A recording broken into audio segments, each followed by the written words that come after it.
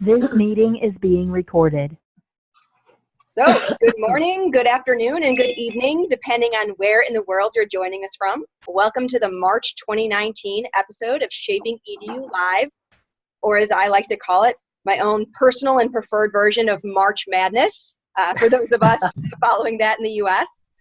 We don't have a Sweet 16 or an Elite 8 here today, but joining me are 5 experts who are willing to play ball in terms of sharing their extensive knowledge of all things extended reality. Now, extended reality, or XR, is an umbrella term that encompasses virtual reality, augmented reality, and mixed reality. ShapingEDU and this community really views these technologies as important enablers of immersive learning, our topic here today. So today we'll be approaching the art of fostering immersive learning through a dreaming, doing, and driving lens. So we'll be talking to the panelists about what's the dream, or the big vision, how do we do or implement such a vision, and finally, how do we drive effective approaches to scale? I look forward to hearing ideas from the collective wisdom of our panel. But before we meet our panelists, just a few logistical notes. I'm hearing some kind of ambient and stray noises, so I'll ask anyone, unless they're speaking, to remain muted. That is not at all because we're trying to censor you, but only because we're trying to minimize, the distractions of the meowing cat or the airplanes taking off. So thank you so much in advance. And if you do have a question or are about to speak, just check to make sure that you're not on mute. While the Zoom chat is available for free-flowing discussions, we also encourage you to tweet along with #ShapingEDU. And if you have a question at any point, feel free to add your question to the Zoom chat. Feel free to raise your hand as well. Our wonderful and talented graphic facilitator, Karina Branson of ConverSketch, who's usually here to live sketch a conversation, is actually on a river rafting and much-deserved vacation. So she'll be sketching this conversation when she's back, and the artwork will be posted to the ShapingEDU website. The video recording will also be posted to the ShapingEDU website as well, and I'll make sure to add that link in the chat here momentarily. Okay, without further ado, I think it's time to dive right in. I'm joined today by several panelists who are subject matter experts in the field of XR and immersive learning, who have great perspective to share about how we can make immersive learning more of a widespread reality than an exciting aspiration. And I'll ask each of you to introduce yourselves, starting with you, Emory. Okay, thank you. Wonderful to be here today and look forward to our discussion. Emory Craig, I'm co-founder and partner of Digital Bodies, Immersive Learning. Worked very closely with Maya Georgieva on this, and we've been involved with Digital Bodies. It's been around for 4 years. We're doing a lot of workshops, done a lot of consulting projects, and we've actually been involved in it longer than that. I think we go back 6 or 7 years in terms of starting with wearable technologies. And let's just say at this point, we've seen an unbelievable amount of VR, both within higher education and outside of it, film festivals, art projects, and I am just utterly fascinated by everything I see, even the bad stuff, and it's still fascinating, and really just see this as a transformative moment for all of us in the learning environment. I think transformative moment is a really good term, and I appreciate that. Thank you so much for being here, Emory. Thanks. Over to you, Maya. Hello, everyone. My name is Maya Georgieva, and as Emory said, we co-founded Digital Bodies, but our work has spanned a decade in terms of looking into immersive learning, virtual, augmented, and mixed reality, and engaging students and faculty and university in thinking about this. In addition to that, today I'm tuning in from the New School in New York City, where I'm the director for digital learning, and I lead the X Reality Center, which is a center where I often say, the creative part of the university, which is for us oftentimes persons in our school of performing arts and media studies, and the research part of the house, which is usually the school of social research and liberal arts programs. And it's just an amazing and exciting time to be, I think, in higher education and exploring immersive technologies and what they can do for our students. Agreed, Maya, and very well said. I'd like to kick it over to you, Mina Johnson. Hi, I'm Mina Johnson Glenberg. I'm a research professor at Arizona State University, and I also run a small spin-out company where we create immersive technologies. And so it's nice that I get to walk in both worlds. So get some grant funding and build some cool technology, and then do the assessment part as well, like how well did it work with a certain age group, what's the efficacy, run the statistics, publish the papers. So I sort of have the best of both worlds. Excellent. Forks up, Mina. Over to yeah, ASU represent. Over to you, Ann Keen. Hello. Hi, this is Ann Keen. I am CEO and founder of Quantum Thinking. I've spent about the last several decades look at the intersection of higher education and education technology. And I've served on a number of advisory boards for XR, now what we're calling XR reality type companies, everything from gaming companies to virtual reality companies. And so I've been doing empirical research around how will the market actually absorb and use these XR technologies in the classroom, whether it's looking at augmenting the current curriculum or building new immersive learning environments. Fantastic. We're so happy that you're joining us here today. And I have to say, I'm part of this. I'll be on video. Part of it, I'm going to be in a cab on my way to the San Francisco airport. So that's life. We're so happy you're here.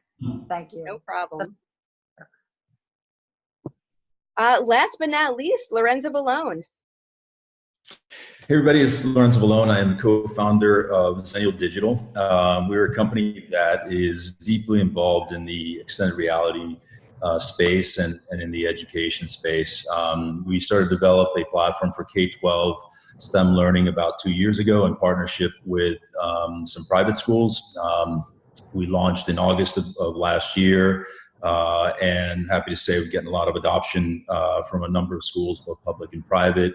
I've been interested in XR for about 25 years. It was actually a film called The Lawnmower Man that got me interested in technology in general. It was the first time I saw something super cool that had to do with technology that wasn't just green screens and the old monitors that we used to have back in the 80s and early 90s.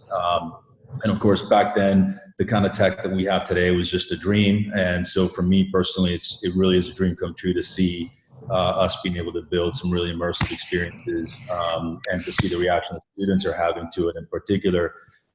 We partner very closely with schools and now actually with students themselves in the production process of these learning experiences. And I'm super excited to continue the journey and to actually collaborate closely with higher ed in a way to find ways to better transfer and to scale the development of these technologies and make them more available globally for students really worldwide. I think it's transformative at the educational level, and I'm excited to see where all this goes.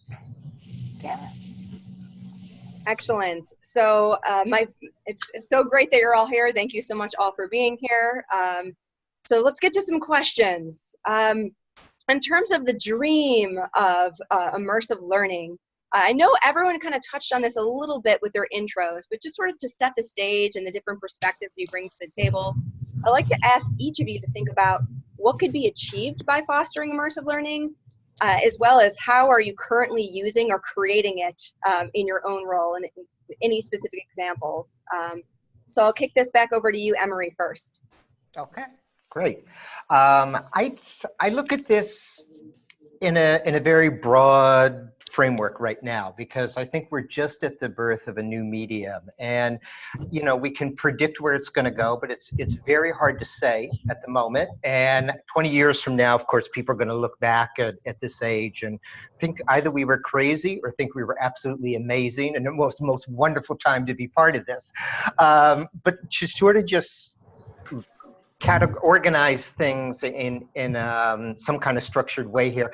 I mean, on the one hand, we're going to see simulations everywhere. You already see that. I mean, the medical field, engineering, that's already happening. You're going to see new environments. That's already happening too. For example, you end up in, let's say, like a refugee camp or something like that. We're going to see the development of really intense emotional experiences that kind of pull you in. I think of Noni de la Peña's work here. She's been working on this for so long.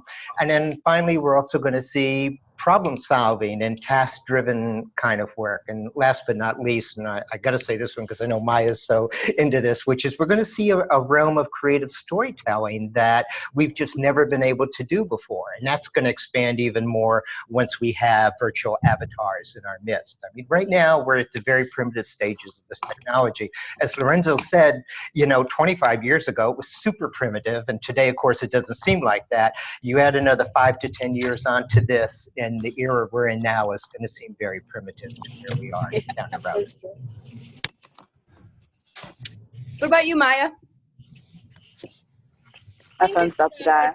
I think it's amazing in the time we live in because it puts us in this space of exploration, and that's where XR is today. Most of the things we build today are still things that lack the things we'd like to see. There are, prototypes of the things we probably will see more fully develop over the next 5 to 10 years when things mature and we know we have a language for this new medium and we have a grammar, the way we have a grammar and a language for film today. But I love that we get the opportunity to try and test things in this new space anew without having to have any bias. And that's why, as Emory said, my sort of space is creative project, creative storytelling, and working with students, in particular students as creators, because for me, it's, I don't want us to kind of be thinking, what should we do in XR the way we thought what should we be doing in mobile, and oftentimes translated projects from the sort of the big screen to the small screen. And we kind of walked this path for a decade. And so I'm much more interested in kind of using this as an open canvas. And also like thinking about, well, what are the kinds of tools and what are the kinds of experiences we'd like to do there. And often sort of the shining sort of light in that is the student experience and sort of the student creativity, much more so than kind of basing this on kind of things that the way they happen today and translating them into 3D space. And unfortunately, there is lots of what that is going on today. That is, I often am in the seat where I say, well, the first question we need to ask ourselves when we attempt those projects is, why are we going to virtual reality? Why augmented reality? Why? And I think oftentimes that is the most kind of cornerstone question for us to move ourselves beyond what we are able to do with other media to start imagining what we could potentially do in this medium. Yeah, I love the threads you're pulling, Maya, about how this technology is kind of challenging us, excuse me, it's a challenging word apparently, to reimagine all kinds of aspects of education that maybe we wouldn't have been pushed to do without this notion of immersive learning and the XR technologies. Mina, I'd like to kick the same question over to you. Yeah, I mean, I think a lot about what lends itself to VR. Why take something that was done well in a 2D sim and put it into a third dimension? And so I know Jeremy Balanson has touched on this, but I also add to the things that he mentions that the idea of presence is powerful and different, and also the idea of manipulating content in 3D. So if you're going to learn about like a spherical section and you can take your lightsaber and carve that out of a sphere and then look at the volume of that cone, that's pretty special. And so that's another thing that VR is good for. I think one of the things I worry about going forward, well, what I'm worried about now is that, I've made this fun piece of content and it's sort of languishing in the Oculus store, and I can't figure out why they're not pushing it out to teachers, and they just don't have a lot going on with education. So that's something we've got to work on as a community, is getting both those stores and Steam as well to really curate and work on their education stuff, because you can't keep going to everyone's individual websites to pull their content down. Yeah.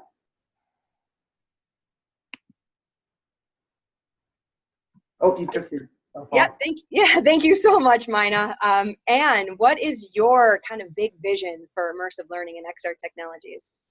So a lot of my experience has been watching what's been going on in other sectors like aerospace, construction, medical. And so I am excited to see and how we can pull some of what they've done, that know-how, knowledge, in a more affordable way across the curriculum. And not only across the curriculum, but enhancing the student experience too, because it also, for instance, Laureate is using it to help low-income students be able to do campus visits without having to get on an airplane or incur the cost of going to campus visits, but really helping them and thinking about not only their majors and their pathways, but also how they can experience the institution. I think when it comes to if it's dangerous, if it's costly, if it's complicated, that's where we're really going to see the benefits of this, because we can use that mixed reality type environment to be able to help do that. And, just from cost of medical equipment, when we're in a teaching environment, everybody can't have all that medical equipment. So I think it's very exciting to see that. Absolutely. Just the prospect of being able to replace anything that's cumbersome and weighs us down is super exciting. Lorenzo, what's your big dream for XR and immersive learning? Well, Anne just stole all my really good ideas, so I guess I have to come up with something else. I think to everyone's point, I think what's really interesting for me about immersive is really the ability to sort of replicate the real world. I think of VR as little v and big R. It's really about recreating aspects of the real world in a super cost-effective, accessible, low-cost, low-risk, in fact, zero-risk way. Of providing it to students on a large and global scale. We had this experience donating a VR lab to a small rural school in Guatemala, which would have seemed incredibly strange even 5 years ago to attempt. But not only did these students immediately gravitate to the technology, but a month later, they sent us a homegrown video that basically showed them teaching a group of adults about electrical circuitry and wiring breadboards with batteries and light bulbs, using the VR experience that we had for electrical circuits as the teaching tool. So the students became the teachers. And I think what we see over and over and over again as we present this to students of all ages is that there's this aha moment when they see the potential of the technology. And I'm not saying that we've even pushed it to its furthest degree, but I think we're really focused in terms of building very immersive, very lifelike type experiences with a lot of interactivity.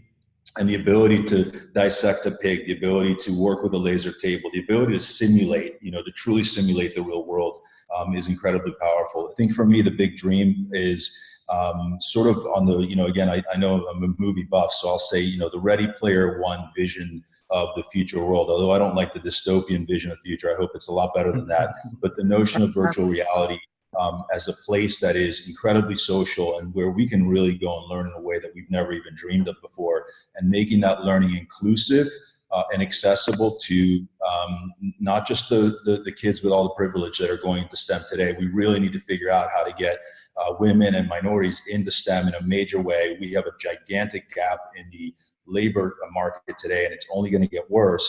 And the more we can take technology and use it to get kids to go, wow, this is cool, this is fun, this is exciting. It means changing the direction of a particular student from someone who maybe never thought of themselves as a STEM kid, and maybe making them into somebody who's now interested in biology or interested in chemistry or other sciences. And I think the spark and the immersion is far more important than whether or not they get a check mark right on a test at the end of the day. So I think VR has that potential for us like no other medium that we've ever really touched on before. Yeah, really well said, and I appreciate the examples. Anyone who's ever heard me speak about anything XR related ever will know that I constantly bring up the same example over and over again, only because it's such a good one. I used to live in New Orleans, where there was a school started after Hurricane Katrina for low-income families, for young girls, and the teachers asked the young girls, before the class started, what do you want to be when you grow up? And many of them didn't know, or they just defaulted to whatever their parents did for a living, simply because they didn't have the opportunity to dream, or they just didn't have access to the other worlds that existed around them. And so this school was able to use Google Cardboard, which is a relatively a really low cost kind of VR solution to do things like shadow vet technicians and experience sort of other professions in other worlds. And when the same students were asked what they wanted to be when they grew up after this unit, the answers were much greater because suddenly these new possibilities had opened up for them. So that is truly the power of, you know, XR and immersive learning. So kind of, you know, moving our discussion along from the dream to how to make that dream a reality, I want to talk a little bit about how we do these things that we want to do, how we make all these grand visions a reality. And so I'm going to share my screen because mine has shared with me a video that I think will be really helpful in sort of illustrating this. So mine, if it's okay with you, I'd like to play that right now. Oh, okay, yeah, sure. Got it. Okay, I can talk over it. Even though I spent a lot of money on the music. So this is the name of my company, Embodied Games. And we like to use the body as you learn. I think that's pretty important to be active. And so here you see a net. So you're inside the Go headset and your hand is holding the one controller and you're swinging the net to capture the butterflies. This is a Batesian mimicry learning game. So you're supposed to not capture a certain kind, and you get immediate feedback whether you're correct or incorrect. And you get to see summative and formative scores. And then here we've embedded some assessment right into the game. So now you're using the hand control to make predictions about the survivability of certain species. So it's a nice stealth assessment way to understand how much is the kid learning during the midst of playing this game. We piloted it a lot. We talked to teachers about what they would want in the classroom, and you know, teachers don't want their kids in headsets for a very long amount of times. And so this game comes in at 8 minutes, right? It's 6 levels of play, 8 minutes, very minimal text. And I don't know, some of the feedback we're getting is like, make that longer for the consumer. And I'm like, this is not your regular consumer. It's like a lot of thought went into making it 8 minutes so you can cycle kids in the classroom through. Because as we know, not everyone can afford a headset. So getting a $199 Go, having that in the back of the classroom and having kids cycle through, I think is a powerful model. And teachers will do that. You know, they're not going to buy 30 headsets necessarily. But, you know, they might get 30 cardboards, but what I like is using the body to learn. So if you're going to have hand controls in there that are interacting with the 3D content, then you've got to move beyond the cardboard. And mobile, you've got to get a real headset, HMD. Yeah, thank you so much for sharing, Mina. Other panelists, any other emerging tools or approaches for incorporating immersive learning that you'd like to share? I know, Lorenzo, you got some ideas. Yeah, I mean, I think there's the cool thing is that the tech is evolving very, very rapidly, right? We just saw Magic Leap come out this year. Right. We were fortunate enough to win one of the 30 grants, so we're excited about building a product on that platform. You know, the Oculus Quest is on its way out very shortly, which is a $399 6 degrees of freedom with 2 handsets, which really sort of takes the, you know, right now to do something similar to that, we need a PC attached to a wired headset, right? Which, so you're talking, you know, $1,500 to $2,500 investment for a single headset. With the Oculus Quest, you'll be able to effectively do the same thing wirelessly for $399. So still, you know, still a considerable amount of money if you're talking about buying one for every student, but we're getting closer to the, you know, to the cost of an iPad, to the cost of a laptop, certainly lower than the cost of a laptop. So, and I think even tools like Magic Leap, which today are very expensive, I think over time we're going to see a drop in those prices. I think it could make the world of XR even more available and accessible to people. Thanks so much for sharing. And Anne, I wanted to pass it back over to you as well in terms, I know, you know, cost is always a big factor and challenge. So what do you believe is most responsible for driving down costs to make this easier to implement? Oh, you are on mute.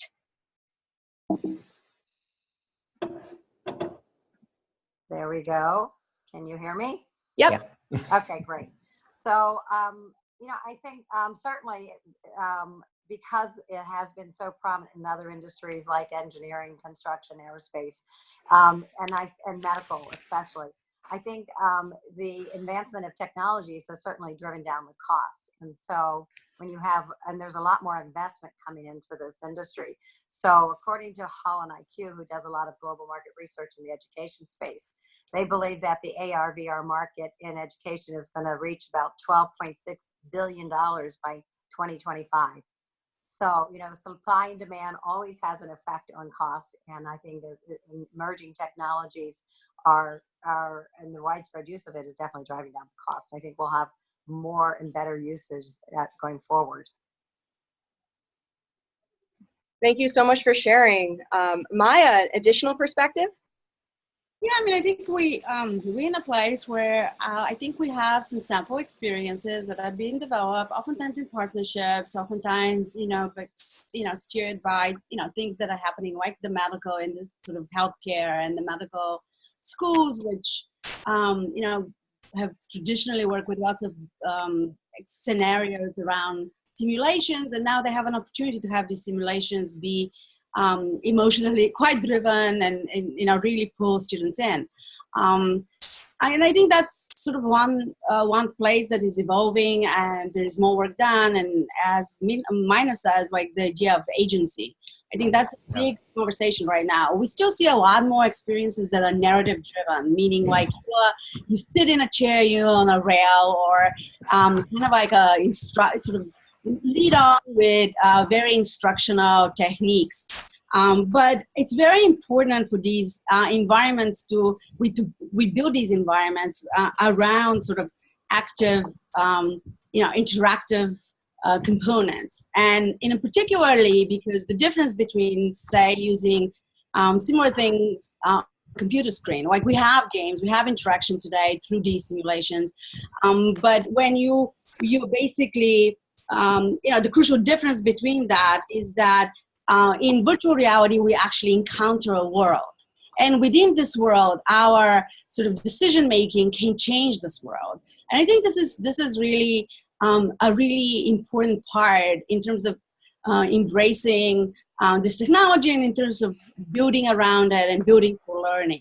And it's not just, failing safe only, because I think that sometimes this is kind of represented in that sort of instructional mode, right? You can go in and try and learn, and it is a hands-on learning.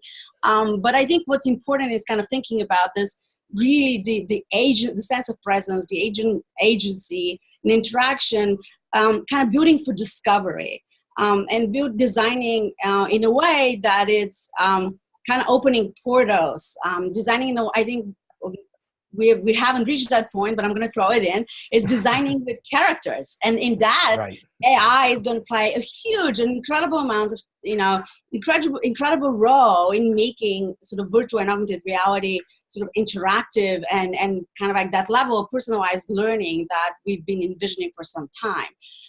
Social, and today we're experimenting here at the New School with social, VR, anything around actually performance, around students building new forms and kind of ways of storytelling, and basically blurring the lines between the physical and the digital world. One of the things we have experimented a lot in that space, in design space, is also with architecture. These are like basic, this is a technology which gives us an opportunity to think about what does it mean to be digital fluent? What does it mean to be prepared for a fast-paced world with technology? So I think that's what does it mean to think about how journalists tell stories, how documentaries tell stories and share them, and advocacy.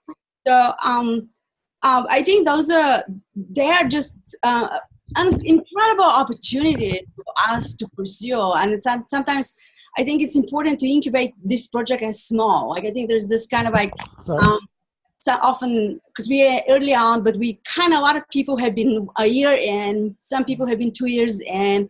And so there's the idea that, a whole program or a whole school has to go in VR. And I'm not sure how feasible that is for a number of institutions. That is not as feasible, although there are some pathways to it.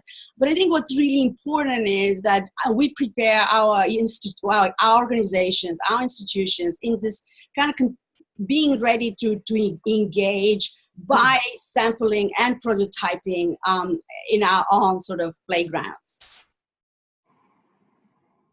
Thank you so much, Maya, for sharing. And I actually like to jump around a little bit because there's some awesome questions coming out of the audience. Okay, And oh, Emory, feel free to ask something before we move on. Absolutely. No, I'll second what Maya and what everyone else has been saying about this. And I mean, I really, as I look at this right now, I just look forward to the day when I can put on a pair of glasses and there's a virtual avatar there as a personalized learning tutor or storyteller, or perhaps another character in a story that I'm now a character in that story too. And I mean, we're going to get there, but it does take time. You know, as Lorenzo said, I think Oculus Quest is going to be a real game changer here, but it's going to take moving even beyond that. And the technology just every single year just keeps leapfrogging ahead. It gets cheaper. There is still a role here there, though, for something like Google Cardboard, because we need just simple, cheap, throwaway headsets that you can hand out 30, 60, 100 of them and say, everybody go try this out, and it doesn't matter if they disappear. You know, so we need something better than, at least better than Google Cardboard, but something that I think that's simple, that it's because there's a lot of schools that, hey, even you know, an Oculus Quest of $400 is like gulp, but we don't have that in the budget to do that. And that's, you know, that's true of some community colleges. That's really true of a number of K through 12 institutions, but we will get there. And as we do, with every advance in the technology, it just opens a whole new world of storytelling, of immersive experiences that are going to change us. Well, thank you so much, Emory. That's actually perfect because you really brought up really threads of equity in there, I think, and some of the biggest challenges that actually threaten scale. And so I'd like to go to an audience question and ask a panelist to respond to this. How can we design our approach to XR to build in scale? And in particular, how do we get compelling curricular content at scale? Is there a pathway to get us from these one-off labs in a module here and there? So a couple examples, Sam. This is Anne. I think there's a company called Eon Reality who has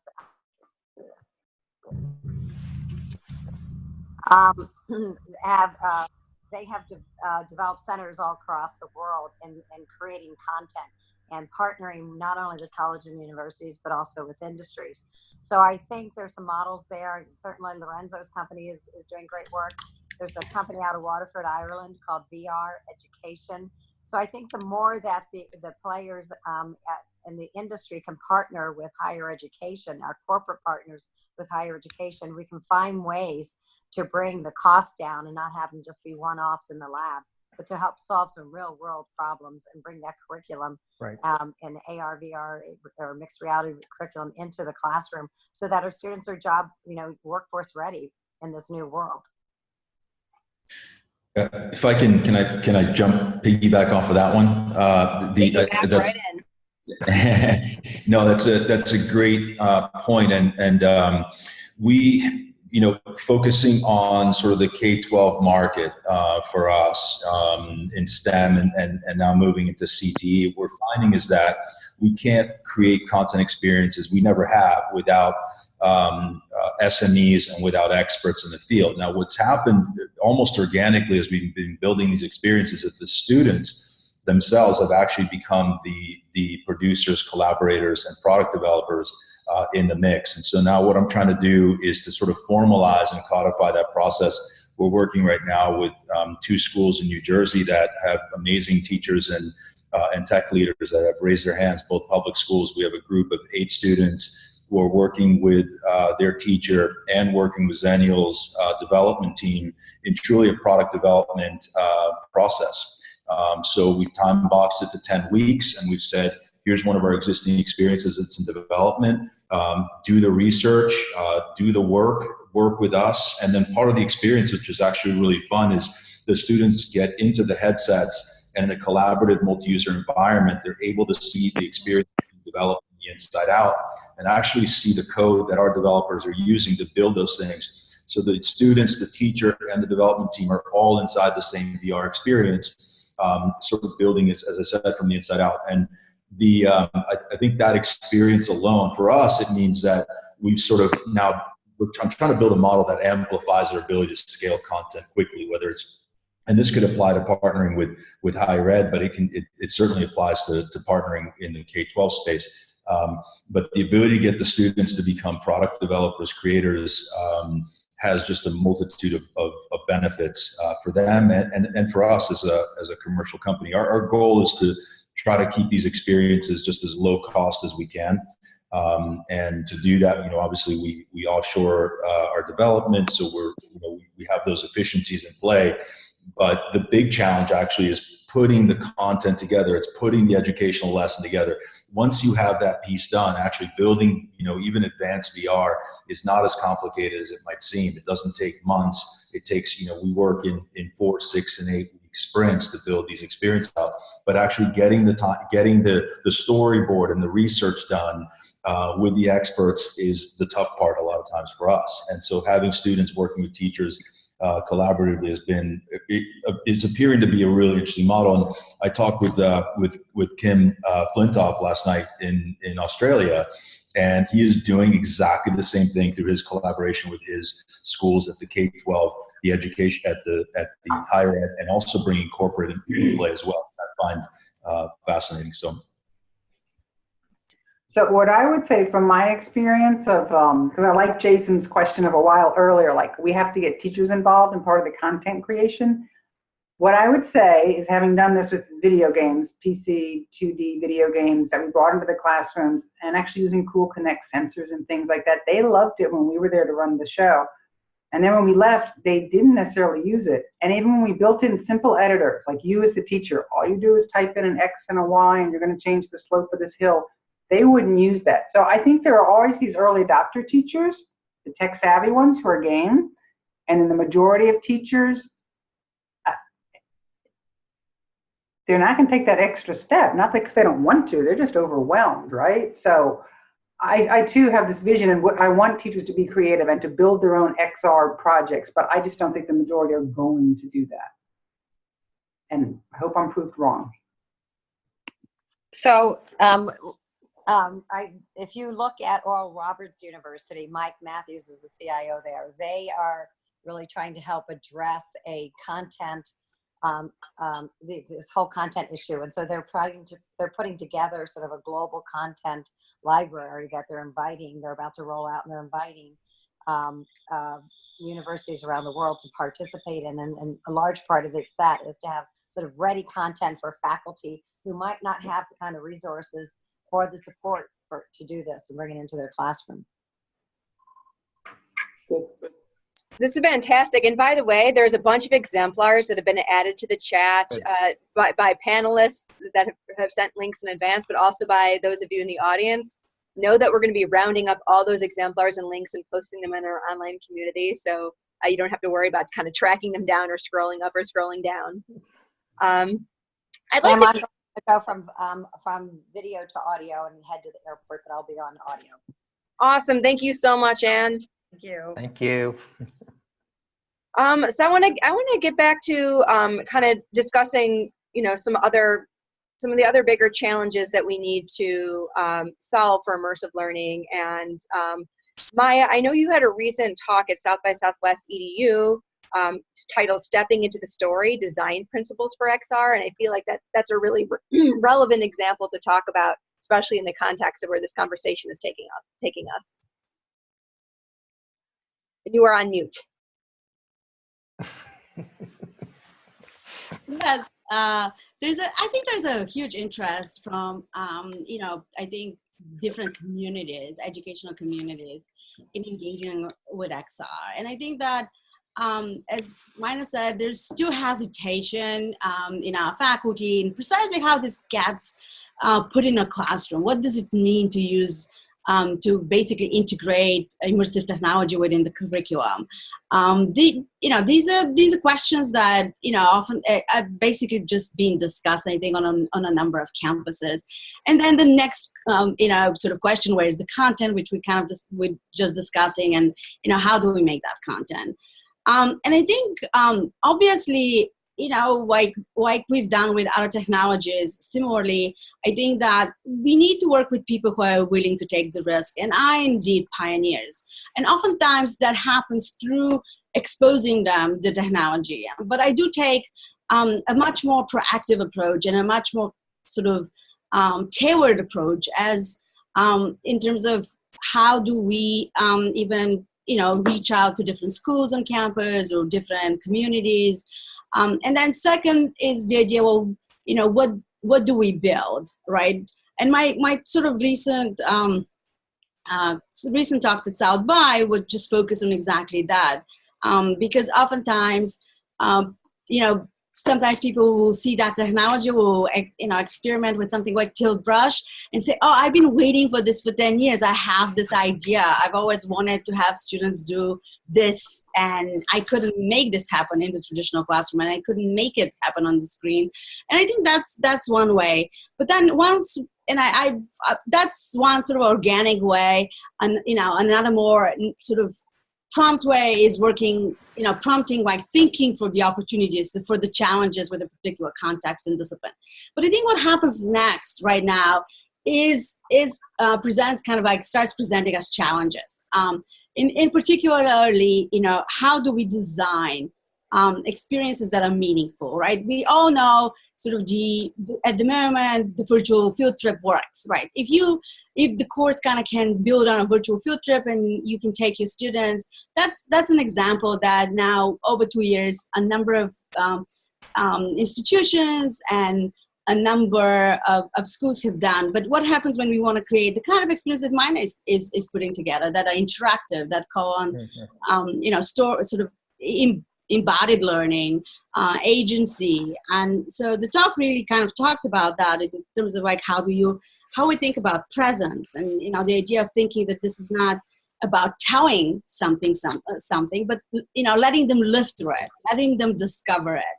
The idea of giving them the opportunity to discover and a sense of agency, and which is often kind of then brings that sense of immersion, and it heightened immersion, and sort of can even in a more serial context can even lead to change in behavior.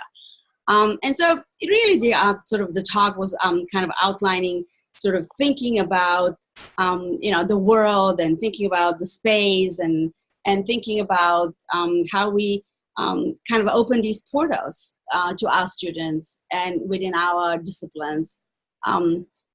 I think there was still sort of kind of interesting how sort of the comments that I got sort of following the talk, how for many people was indeed taking a piece that doesn't work simply on the screen, and they felt, oh, it's going to work in 3D, but then didn't have quite a direct sort of way to put it in a spatial context.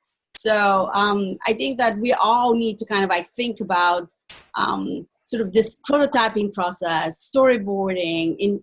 Storyboarding is one aspect of it, but really, prototyping, sampling, and I always, I've said it many times, it's the idea of like, if you're going to flip pancakes in VR, you have to, you have to make them flip, and you have to make them feel this way. Recently there's been these, visits to sort of the Asian world and Tom's, and they really, even if you're in your own space, but when you're in 3D, you feel how small and cramped these spaces are. And so these are the moments, I think, that when you experience something in the headset or with the mixed reality, where they make you feel like I haven't seen this before. It's that moment when you want to pinch yourself, that that's the moment to pay attention to. That is the moment when design is happening in a way that it hasn't happened before. Thank you for sharing. That's really great intel. We have a number of questions that have come up from the audience that are really, really great questions. So I'd like to address some of them now. So Laurel made a good point in that most of the platforms are now listed as age 13 and up. So panelists, does anyone know of any research being done on how the development for K-12 impacts brain development? the effect of XR on brain development? I'm a psychologist and I should, but I don't because no one's really doing it.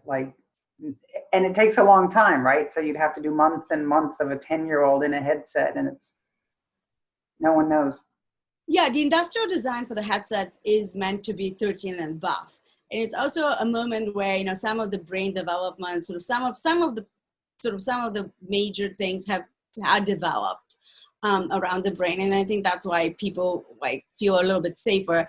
But I think that, you know, that's why Google Cardboards is much more popular in that younger generation, where it's something they can, basically take very quickly, sort of take off, put back in. Yeah. The fun thing, and as Emory can attest, is that when you do Google Cardboard with younger students, they turn it into an incredibly social experience. So they kind of move seamlessly between the physical and the digital world, you know, basically suggesting that when you have classes, that is how students would interact with it.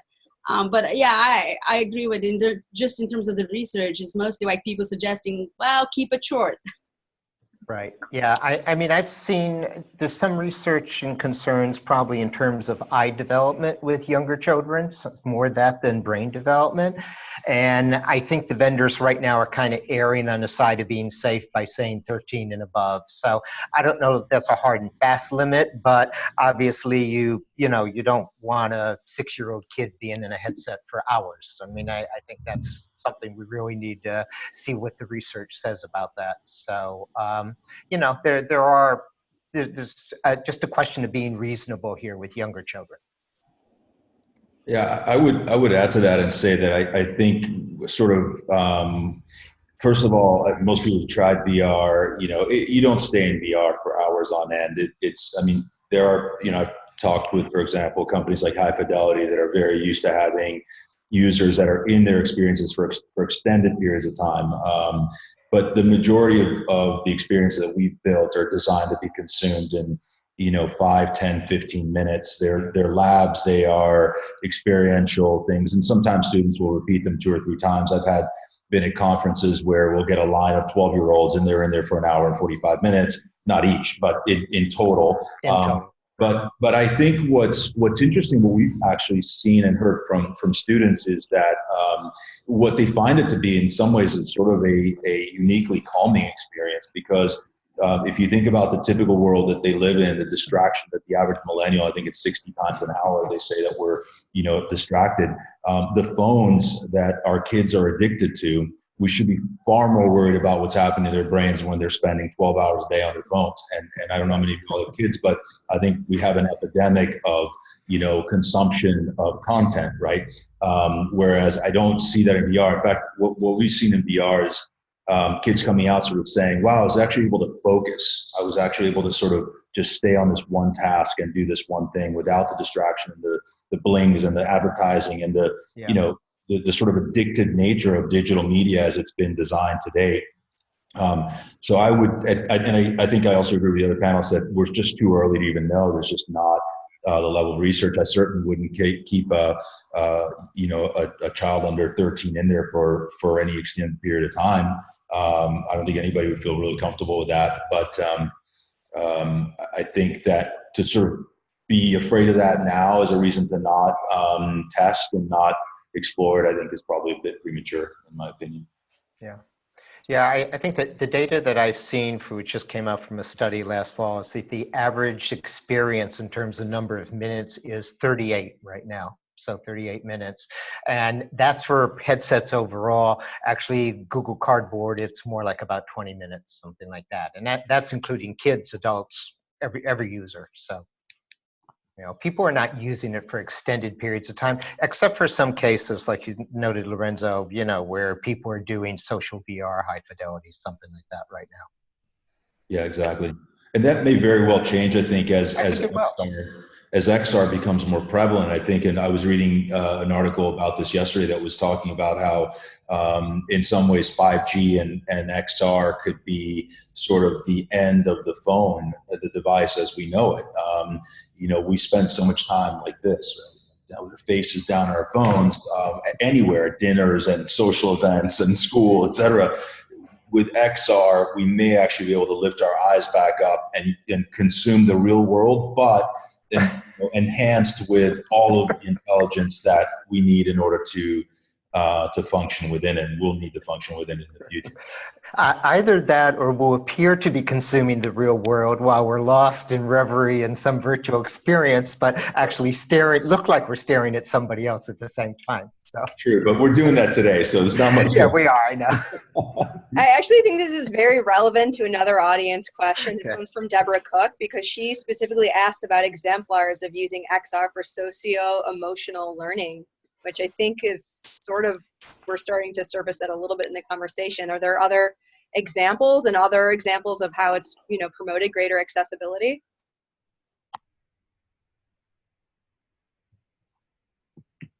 Maybe this is pointing to a growing, to a body of research that needs to come out. And, does any panelists know? Because, Well, here at ASU in the psych department, we're working on training people to do ABA work with kids with autism.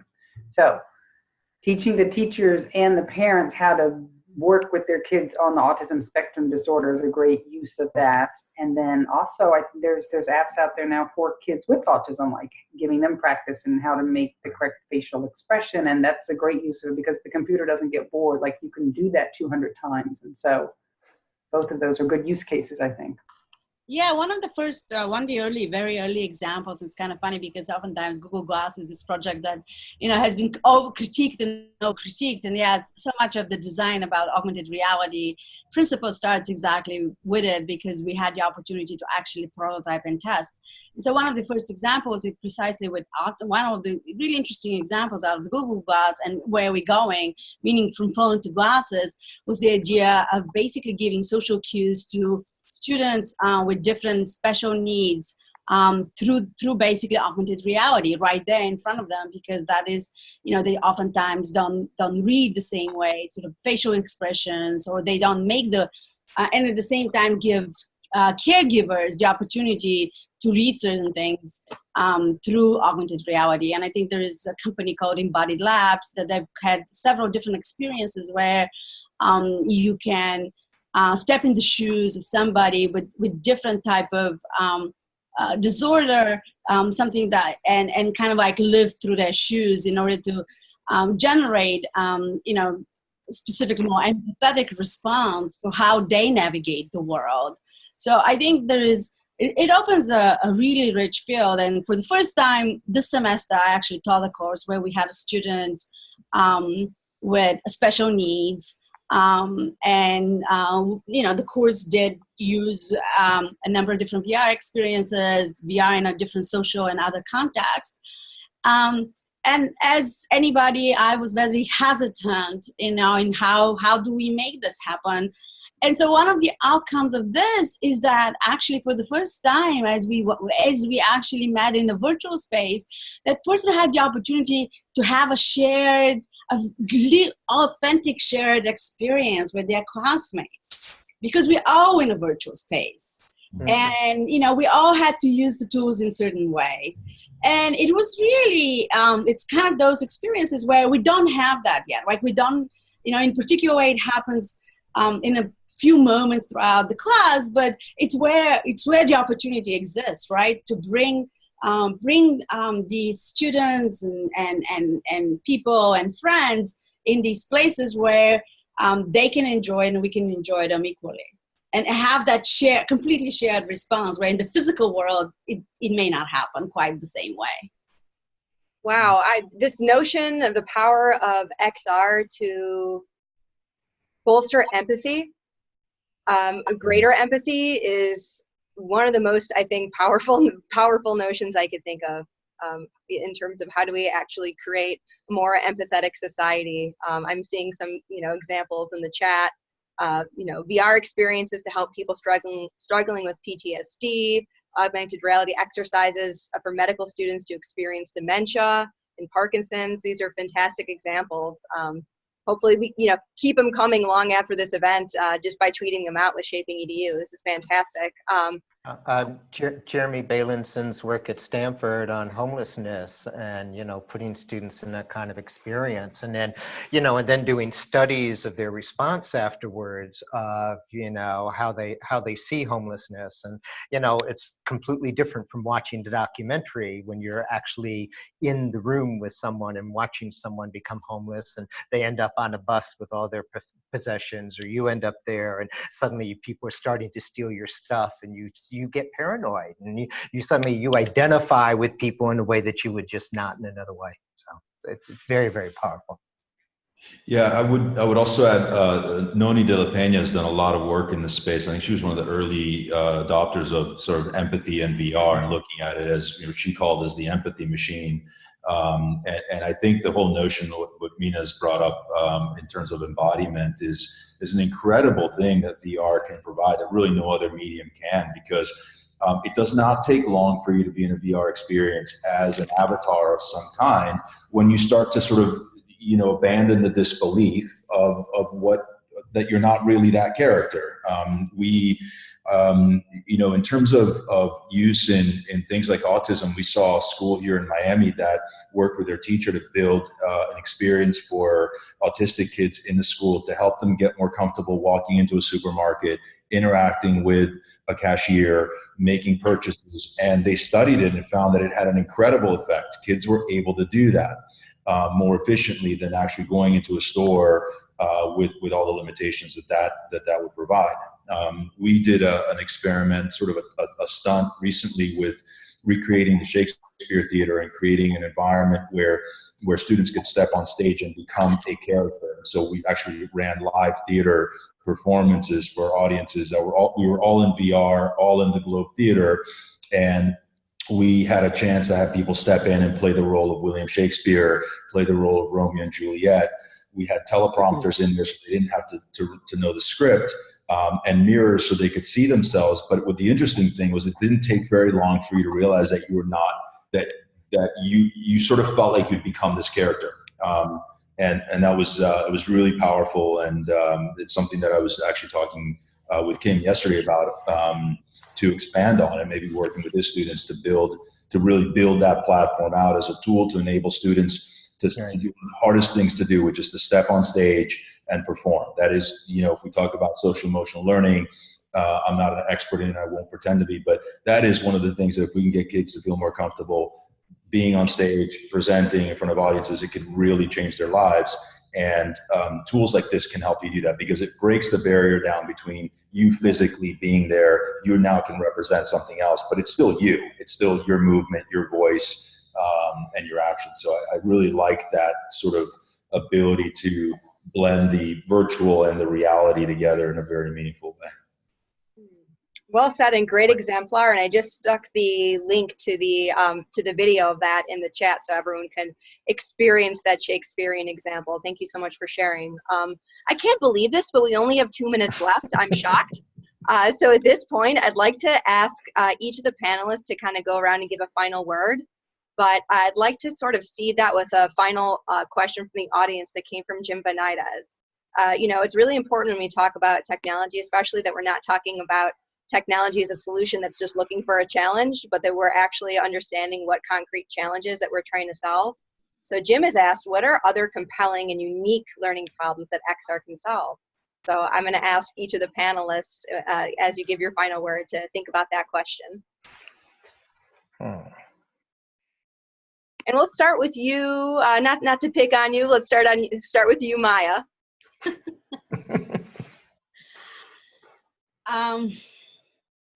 In terms of thinking unique, I think it's an opportunity to do things we can't do in a regular classroom, and you can't do even just by using the kind of technology we use today. So the idea that you can take students, into the past or take them into the trip into the future, and trigger sort of this type of response to what could happen. And I will give an example in that.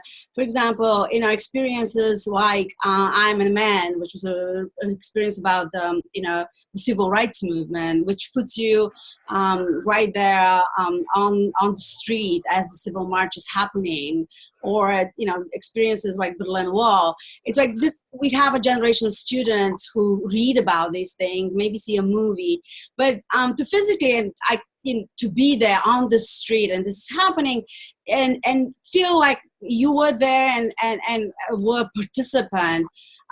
It drives that kind of emotional investment and response and reaction that doesn't happen as easily in just through text or in a classroom. And so I think that this for me is an opportunity, and similarly they did to prototype and think about how we solve future challenges, how we think about things about the environment, and how do we think about even in engaging our students in sort of digital fluency or better and healthier lifestyles. And I think that's all an opportunity. Awesome. Thank you so much, Maya. And I know we're already at time, so I'll ask the panelists just to keep your final words short, literally just a few words. This is just begging for a part 2, so we'll look into that. Okay. Emory, over to you. Okay, very quickly, I just say that I think we're going to face so many ethical challenges down the road in this that it is going to be a new opportunity for the liberal arts and for philosophy, for literature to once again have a primary role in society, because we're just going to face tremendous challenges in understanding the relationship between the virtual world and the real world, and that kind of situation, we're going to need all of the best ideas, not just of coders, but of people who think about human behavior and justice and ethics. Well said. Mina. Okay, it's good I'm following you because you care about all the deep stuff, and I'm just a STEM nerd. I just want to use it for STEM. Stuff that's 3D and is better done in 3D, like protein folding and understanding area versus surface. So that's the way I think about it. How can I use the body to interact with 3D content and teach them? Thank you, Mina. Anne, I don't know if you're able to rejoin us. I am. Can you hear me? Yes. We can. Yes. Okay. So I'll keep, so I did what everyone says, and I think it really helps us be able to appeal to that experiential learner who, no matter what your major is and across the curriculum. And I think it's a great way of us bridging some of the gap that we have now between the workforce needs to better our societies and to approach some of those big problems and challenges and opportunities with our students. Excellent. Thank you so much, Anne. Last but not least, Lorenzo. I'm super excited about this emerging metaverse.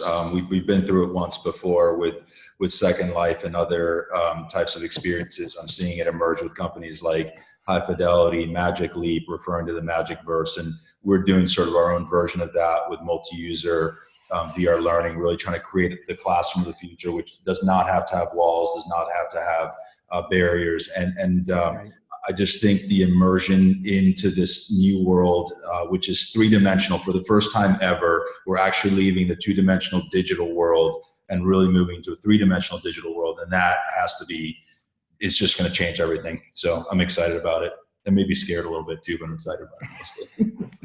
That's how we know it's really good, when there's a little bit of fear in there too. But I want to thank you so much, panelists. You've all been amazing. Audience, this has been one of the more active chats. Amazing questions. Thank you so much. The recording will be placed at shapingedu.asu.edu. And we'll really look forward to seeing you at next month's Shaping EDU Live. Until then, keep dreaming, doing, and driving. Thank you, everyone. Indeed we will. Thank you Thanks, so Sam, much. for being Thanks, everybody. Okay, bye-bye. Bye.